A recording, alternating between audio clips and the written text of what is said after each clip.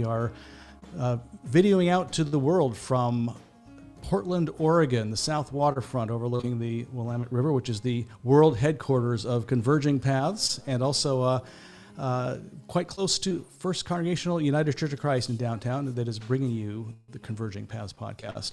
I am super excited about our guest this evening. She's a friend actually of our first guest ever on the Converging Paths video cast, Gareth Higgins. You may remember him. This is Deneen Akers, and Deneen has written a book called Holy Troublemakers and Unconventional Saints, which is worth its own conversation. But what put her on the map for me, and maybe we'll talk about this book a little later too, is her writing on the divine feminine and God as mother. I think you'll find the conversation very interesting tonight as we explore this. It's part of our master series, Life Beyond the Pandemic, where we're really looking to what have we learned during this pandemic time that we might want to bring forward. And well, we're taking some cues from an ancient mystic named Julian of Norwich, who wrote profoundly during a pandemic about the motherhood of God. But before we get to Deneen, let's hear a little bit of, this is a tune you may recognize by Bob Dylan called Gonna Serve Somebody, but it's actually written by, somebody, let's just see if you can guess. Let's go to his version of Gotta Serve Somebody.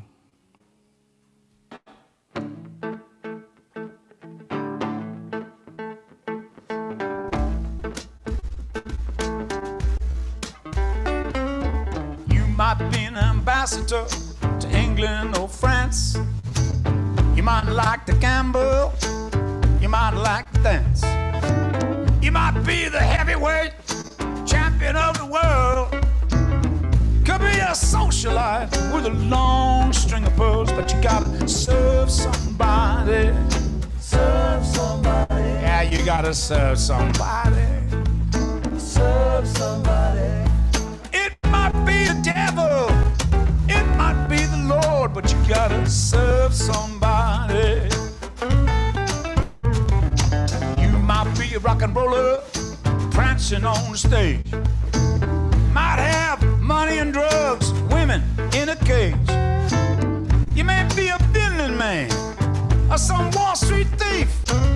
They may call you doctor, or they may call you cheap, but you gotta serve somebody. Serve somebody. Yeah, you gotta serve somebody. Serve somebody. It might be the devil, it might be the Lord, but you gotta serve somebody. You could be a stage trooper, you might be a young Turk, you might be the head of some big TV network. You may be rich or poor, you may be blind or lame. You could be living in another country under an assumed name, but you gotta serve somebody. Serve somebody. Yeah, you gotta serve somebody. Serve somebody. It might be the devil, it might be the Lord, but you gotta serve somebody. You might be a construction worker, working on a home, maybe living in a mansion, maybe living in a dome. You may even own guns, you may even own tanks. Might be somebody landlord, may even own a bank, but you gotta serve somebody. Serve somebody. Serve somebody. Serve somebody. It might be the devil, it might be the Lord, but you gotta serve somebody. You may be a preacher with your own spiritual pride. You may be a city councilman taking bribes on the side. You may be working in a barbershop. You maybe even know how to cut hair. Maybe somebody's mistress, maybe somebody's au pair, but you gotta serve somebody. Serve somebody. Yeah, you gotta serve somebody. Serve somebody. It might be the devil, it might be the Lord, but you gotta serve somebody. Might like to wear cotton, might like like to wear silk, might like to drink whiskey, might even like milk, may even like caviar. Soak it up with your bread. Baby sleeping on the floor or sleeping in a king-size bed. But you gotta serve somebody. Serve somebody. You gotta serve somebody. Yeah. Serve somebody. It might be the devil, it might be the Lord, but you gotta serve somebody. Yeah, you gotta serve somebody. You gotta lay your body and your soul down, way down to the ground. But you gotta be in the service of somebody. You gotta serve somebody. You gotta serve somebody. Yeah. Well, it might be the devil, it might be the Lord, but you gotta serve somebody.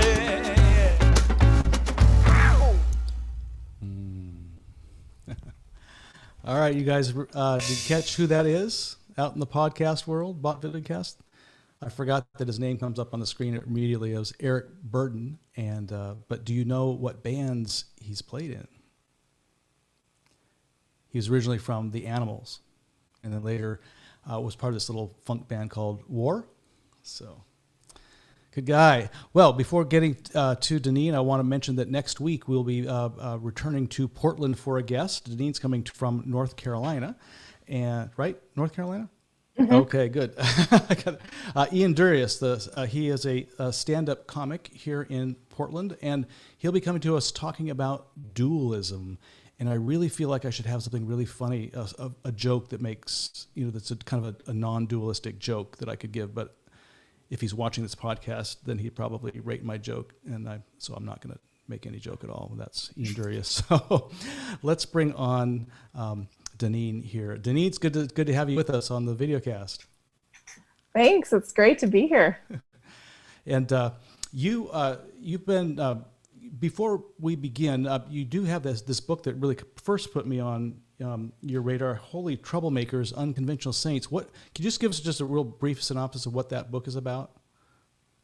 Sure. It's a children's book. It's meant for middle grades and up, and it's an anthology of original portraits and profiles of people of diverse faiths who have worked for love and justice in their corner of the world. So I actually have it open right now to Reverend Will Gaffney. Nice. So the art is amazing. Wow. I did not do all of the art. I just worked with a lot of artists, and it's just meant to help introduce children to the type of people of faith that I want my children to know about, people who work for the common good of us all, and especially an emphasis on people whom faith narratives have often left out, especially women, people of color, LGBTQ people, disabled people, indigenous people, people who have not often made our religious texts. So it's been a really soul-saving project for me. I started it right after the 2016 election, and it's been really great seeing the world through the lens of these kind of people. Yeah. Well, I've got my copy right here, so I'm enjoying it myself. That's a well done book. Congratulations on that. And it was really out of concern for your, you have two children. Yes. And that really kind of got you really thinking even more deeply about how we use language within the Christian perennial tradition, right? Yes. I have two children, both daughters. One is currently 5 and one just turned 12. So I've kind of got the range going on there. Yeah. And I definitely, these are like the language we use for God is something that I had been attuned to before, but it was really while I was pregnant with my first daughter that I just had a visceral experience. One time I was actually at church, a little church in San Francisco, and it was the first time I had heard a song use a feminine pronoun for the divine. I'd intellectually heard people talk about, all inclusiveness of the divine and things like that. But generally, I had grown up in a tradition where mankind was meant to represent all of us God was always he. All imagery, all metaphors, all stories were always male centric. Even though certainly lip service was paid to the idea that all are created in the image of God, I realized that had not landed on me until I heard this song. I don't even know if you're familiar. It's one of those old worship songs. I have a maker. I have a maker. Da da da da. And the words go, she formed my heart. I'd heard that many, many times, but with a he. So I have a maker. She formed my heart. Even before time began, my life was in her hands. She knows my name. She knows my every thought. She sees each tear that falls and hears me when I call. And that was it. The other verses, heed, as typical. It was just that one verse, and I was sobbing in my seat, just weeping. And it hit me on a heart level that I had never felt as somebody who is in a feminine form. I had never felt that the divine image included me. And that was something that I really started to notice. And then later, as my daughter got older, I started to pray with her to God as mother occasionally, in the secrecy of our own home at first. And gradually she started pushing me to be a little more integrated about that. She asked me at one point, why do you never pray to God in front of our family members the way you pray to God in front of me, and things like that? And now she's the big sister, and her 5-year-old little sister, she's been teaching her to pray to Mother God since she was about 3. And now my little one on her own has changed that to Mama God. And it is the sweetest thing. She just has these expansive, dear Mama God, thank you for the world and all living things, and for trees and flowers and rainbows, and then whatever specific thing she happens to be thinking about at that moment. The soft fur of my dog, or that we're eating mac and cheese tonight, or, And it's just been really beautiful to see it become a natural part of who she is. And she doesn't read yet. And especially in the last pandemic year, with us being so isolated, she doesn't have any concept that is an unusual thing. I grieve a little bit for her when she starts to realize that it is not a typical thing to hear everybody speak about God in feminine form. To her, every time she hears a story about God, she's always like, oh, and she created this and she did that. And it's beautiful. And I also know it's so fragile and won't last for long, but it's part of the reason I have started to speak more publicly about why I think it's important that we do pray explicitly and reference explicitly feminine forms for the divine, even though I think any transcendent divine is beyond human gender ideas. We humans are beyond our gender ideas. So certainly any divine is, but I think it's really important that we explicitly include the feminine in our ideas of the divine, especially because we have had, 3,000 to 5,000 years of explicitly male ones. So we have a little restorative justice for the feminine divine to work on. Yeah. So how would you answer somebody who said, well, wait a minute, Jesus, he prayed to the Father, he didn't pray to the Mother. So how do you justify that? I could just hear somebody saying. Yeah, I've got a few of those, myself. That's certainly the first thing that, in certain circles I hear back.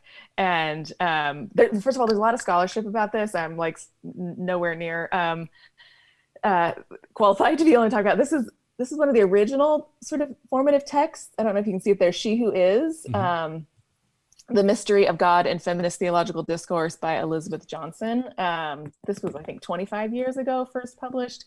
So this is a fantastic resource. And another one that I really recommend is Womanist Midrash by Dr. Will Gaffney.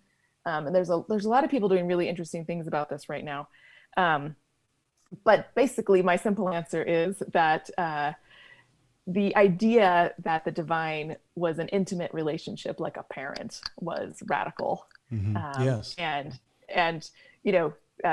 certainly I don't think that was meant to be an exclusive or even biological association like we've made it.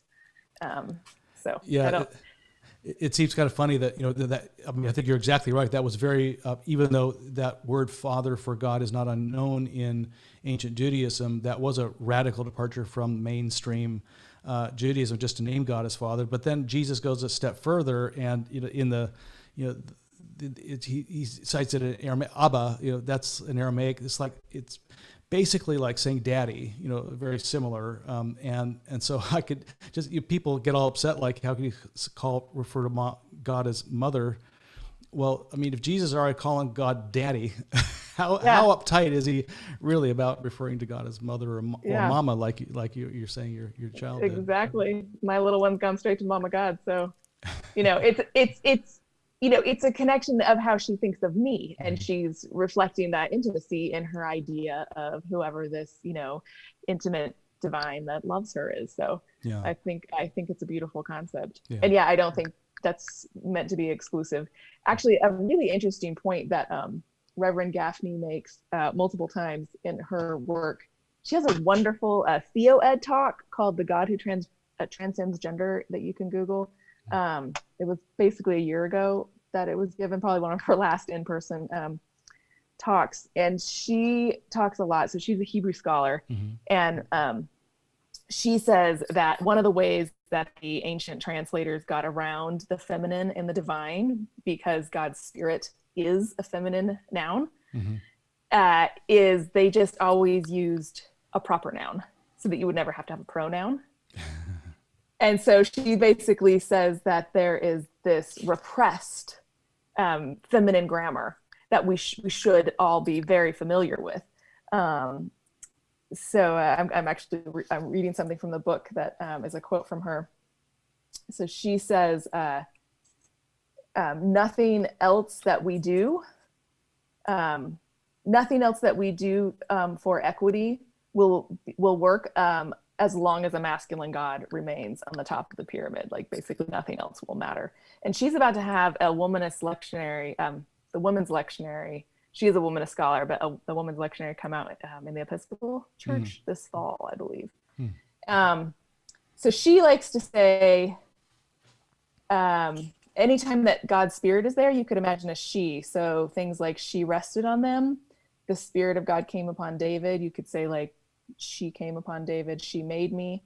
That phrase is used more than 30 times in Hebrew scriptures, usually describing God's spirit to urge somebody to take action. So imagine if we heard that 30 times even, just in the Hebrew scriptures, like she made me do that. So she says that actually she sometimes ironically calls herself a biblical literalist. She says feminine language for God occurs in the text repeatedly. This means that feminists and womanists advocating for inclusive and explicit feminine God language are not changing, but restoring the text, and could be considered biblical literalists, which she says with a little bit tongue in cheek, I think. I love realizing, thanks to scholarship like hers, that this isn't, I'm not necessarily one who thinks you have to have, proof texts for everything that you do. I believe in the sort of trajectory of, themes and liberation through scripture, but I do think for some people it's helpful to know that it's actually highly biblical to do this. Yeah, I agree. I mean, I think so many people have been told for so many different more progressive causes, you have to step outside of Christianity to believe this or to do this. And it's like, no, you can find this all over the place in the heart and soul of Christianity. You don't have to step outside it to find these things. Yeah. Well, right. Now, I'm guessing probably from our audience, you're going to have less people who are asking about, well, why you can refer to God as mother if Jesus didn't. Although Jesus does stand over Jerusalem, say, Jerusalem, Jerusalem, how I'd like to embrace you like a mother hen. So he does use actually feminine language himself. But I can hear more people asking, well, but why are we anthropomorphizing God to begin with? Aren't we creating God in our own image? How do you respond to that? Well, we certainly we have no other way to communicate on the soul level but through symbol and metaphor. That's simply how we work. It's how we operate. I love, I just saw something on Twitter today that got a whole interesting response. Somebody was saying, God is non-binary, God's pronoun is they, which of course I think that's wonderful. I think that's great. Sounds almost Trinitarian. It does. Absolutely. I think we need to be cautious in our efforts to expand, beyond gender binaries, which I fully support.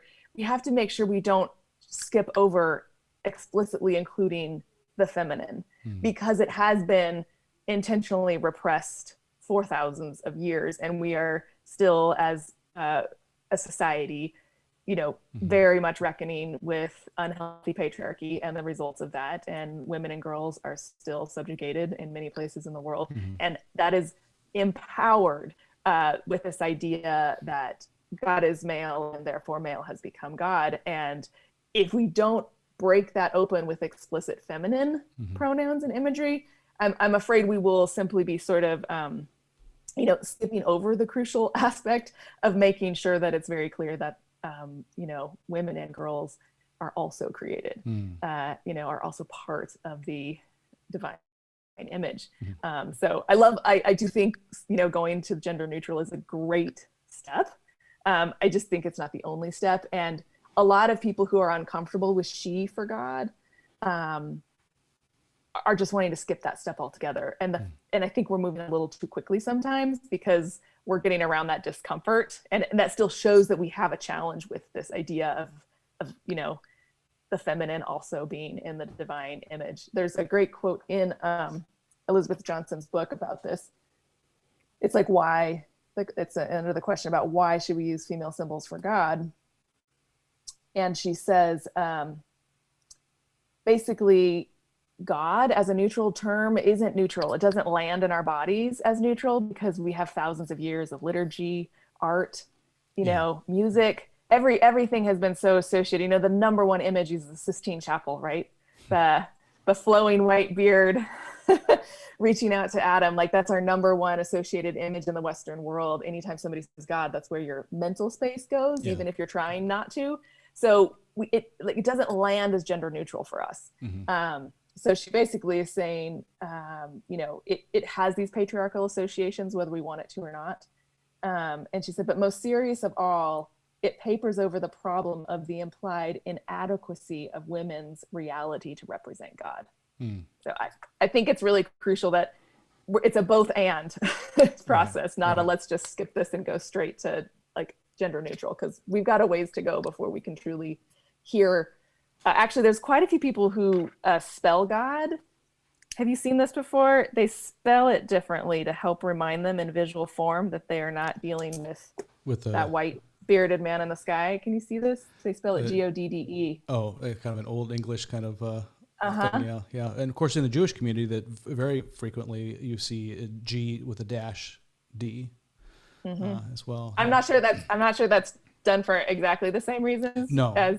No, it has to do with their historical, not referring to, not pronouncing the name of God in English. That's kind of God's name now. So, yeah. I was telling people this morning that I in our worship that I was very, very committed to inclusive language for the first 20 years of my ministry, and just felt adamant about that. And so if I ever referred to God with a masculine pronoun, it was simply because somehow I stepped up into some time machine and was suddenly a teenager and said it, it kind of made a mistake. But after 20 years, I would notice a couple things that, both congregations, I was in 2 prior congregations for 13 years and I was using inclusive language, all of them. But I found even people who were deep in, who knew the theology of, it would resonate with my own theology and the church's theology and so forth. Even leaders, if they stood to give a public prayer, they would often say, and God our Father, or He, and use he. And I thought, after this many years, you're still doing that? Like, this is weird. And I realized, well, yeah, it's kind of like that masculine language is going like, it's a huge rushing torrent, and by just being neutral, neutering the language, you're in the torrent. You say, "Oh, I'm not going to help that torrent out," but the torrent is still flowing downstream. Like you got to get into the stream and then start marching up the stream, change the stream a little bit, use to bring a little bit more balance, back to things, or like you're saying. So why is this important? I hear you saying it's important because we are. There are about 50% or just slightly more than 50% of the world's population that is really feeling like they are not, they're kind of excluded from the divine realm. But is there anything, does it change your understanding of the divine herself? For me, it does. And I've had an experience with quite a few people as we've sort of entered in this practice together. I was actually in a women's small group a couple years ago when we sort of started, we actually read Sue Monk Kidd's book, Dance of the Dissident Daughter, together. Which I think half of the women ended up in marriage counseling after we read that book. It broke open a lot of stuff. I mean, it was women where a couple of them hadn't even heard the term patriarchy before. So it was some revolutionary concepts there. But I remember one woman in particular said she had started imagining when she prayed that God was like a mothering figure. And she said she no longer had fear about God. Like she suddenly felt this just compassionate embrace. And actually we started listening to it was a group, it was a sort of a, many evangelicals in that particular group, and they'd grown up listening to Amy Grant music. And we started listening at one point to El Shaddai, which can be interpreted as the many-breasted one. And there's actually many references throughout all of the scriptures to God as this nursing, sustaining, nourishing source, which makes complete sense. We're talking about these scriptures were written in the Iron Age, when the only source of nourishment for a baby would have been breast milk. Like there weren't, there wasn't formula and other things like this. Like this was how humans survived. Right. So I think it's completely logical that we would have so many metaphors of nursing a baby for the divine. And when you think of, and it was really empowering to me when I was nursing my own babies to think of sustaining them, in this very tangible way, and to like imagine that metaphor being, a divine for us and her, sustaining milk of our lives. Like it's a beautiful metaphor. And I just felt softer in my relationship with the divine. I didn't feel as worried or harsh. It was easier to just imagine a divine mother. And one of the challenges is we don't have a ton of imagery at all. I wrote a little thing and I put in some art, and it can be hard to find. These are a few of the works of art that I found. So for those of you who might be listening in an audio version, you're seeing a number of people of color who are depicted as saints in different forms. Yeah, saints. I really love this one. This is like a cosmic mother with a vase. This is very much like there's a Kabbalah, excuse me, it's bedtime where I am, from the Jewish Kabbalah. There's a story very similar to this. My own daughter has been painting. She did this when she was 8. That's a beautiful divine feminine Mother God. Beautiful. Yeah, she's holding the universe, and her robe turns into rain, and she's rainbow colored. She's supposed to. That was meant to represent all people, and she just did this one a few weeks ago. This is Mother God, and she has now started painting her as black, which I love. Wow. Riding a phoenix. I've got the feeling if there's a new Sistine Chapel, I know who's going to be painting the ceiling. Yeah, we need so much more artwork. It's actually going to be one of my next projects, I think, is to do some children's books that include some glorious art from a variety of different artists, because we need help imagining something that, we just haven't. We've had thousands of years giving us other images that are strongly masculine, and we definitely need some other, mental containers for our soul to imagine what this might be like. But that's awesome. I know it doesn't work for everybody. There are some people who have had very strained relationships with maternal figures in their lives. Sure. But certainly for me, it allowed me to have a much softer idea of, that it was just the judgment somehow left quickly. And I was able to feel more unconditional love in that. That's great. Yeah. It was very, very rich. Thank you so much. Incidentally, the church, Countryside Community Church on the Tri-Faith Commons in Omaha, Nebraska, this is in the middle of the country, when they built their new church, they named each of the rooms after biblical women, and they're all about biblical women. So they have like 13 rooms, and so you have to learn the biblical women to know where you're going in the building. Oh, that's wonderful. Yeah. Well, thank you so much for joining us tonight.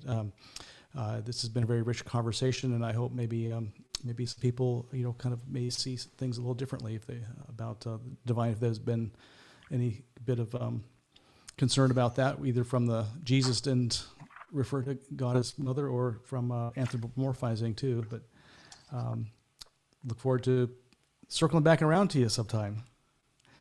Thanks so much, Eric. Yeah, thank you. And just a reminder to our listeners that next week we will be featuring Ian Durius, the stand-up comedian from Portland, talking about non-dualism. So there's another kind of following on this theme of, here we did have kind of a binary. There's male and female, and we're going to now go beyond a binary with Ian. So join us next week for the Converging Paths videocast. Have a good evening.